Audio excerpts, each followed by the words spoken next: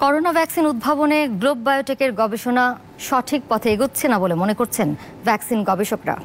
তারা বলছেন শুধুমাত্র কিছু ইনভিট্রো ও ইঁদুর গবেষণার ফলাফলের ভিত্তিতে কোনো সিদ্ধান্ত নেওয়া ঠিক হবে না।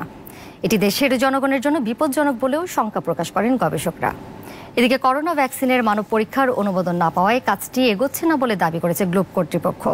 যদিও স্বাস্থ্য অধিদপ্তর বলছে যোগ্যতা অর্জন করলে অনুমোদন দিতে বাধা নেই।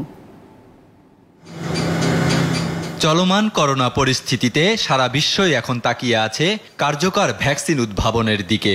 এরই মধ্যে ভ্যাকসিন উদ্ভাবনের ঘোষণা দিয়েছে বিভিন্ন দেশের বেশ কয়েকটি প্রতিষ্ঠান।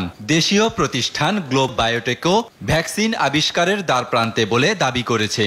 ইনভিট্রো এবং ইঁদুরে গবেষণার উপর ভিত্তি করে এখন হিউম্যান ট্রায়ালের আবেদন করেছে তারা।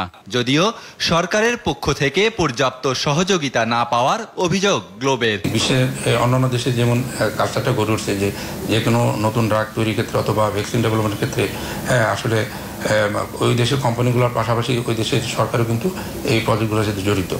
তো আমাদের দেশে আসলে সেভাবে কালচারটা গড়ে ওঠেনি। আমাদের দেশের যে অথরিটি তারা যদি সেভাবে চিন্তা করে তাহলে দ্রুততম সময়ে সেটা আনা সম্ভব। তবে অভিযোগ অস্বীকার করেছে স্বাস্থ্য অধিদপ্তর।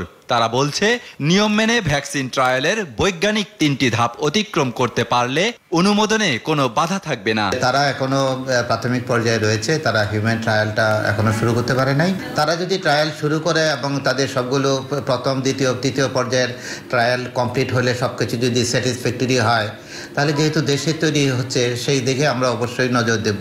বিশেষজ্ঞরা বলছেন গ্লোব বায়োটেকের ভ্যাকসিন এখনো মানবদেহে ট্রায়ালের যোগ্যতা অর্জন করতে পারেনি। কেবলমাত্র কিছু প্রাথমিক ইনভিট্রো এবং ইঁদুর গবেষণা থেকে মানুষের ওপর পরীক্ষা শুরু করাকে অগ্রহণযোগ্য ও বিপজ্জনক মনে করছেন তারা।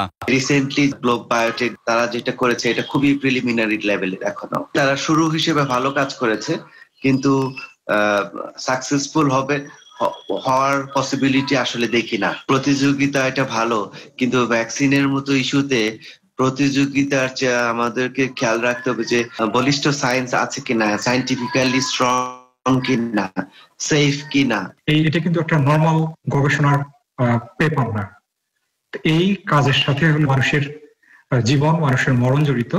কিন্তু গ্লোব বায়োটেকের যে আর্টিকেল এটা কিন্তু ওরকম রিভিউ হয়ে এখনো কোনো জার্নালে ছাপিয়েছে, সেটা একটা বায়ো আর্কাইভ। তো আমার ওদের আর্টিকেল এটা দেখার সুযোগ হয়েছে। ওরা বলছে যে D614G মিউটেশনকে ভিত্তি করে একটা ভ্যাকসিন বানাবে। এটা আসলে সায়েন্টিফিক্যালি একটা মিথ্যাচার। তো এর কোনো সায়েন্টিফিক ভিত্তি নেই। ভ্যাকসিন বিকাশের আন্তর্জাতিক নির্দেশিকা অনুসরণে গ্লোব বায়োটেককে জোর দেওয়ার পরামর্শ দেন তারা। একই সঙ্গে ঔষধ প্রশাসন অধিদপ্তরের আন্তর্জাতিক নির্দেশাবলীও কঠোরভাবে পূরণের আহ্বান বিশেষজ্ঞদের। এটা এত সেনসিটিভ, এর জন্য ইন্টারন্যাশনাল কিছু গাইডলাইন আছে। আহাদ হোসেন টুটুল, দীপ্ত সংবাদ, ঢাকা।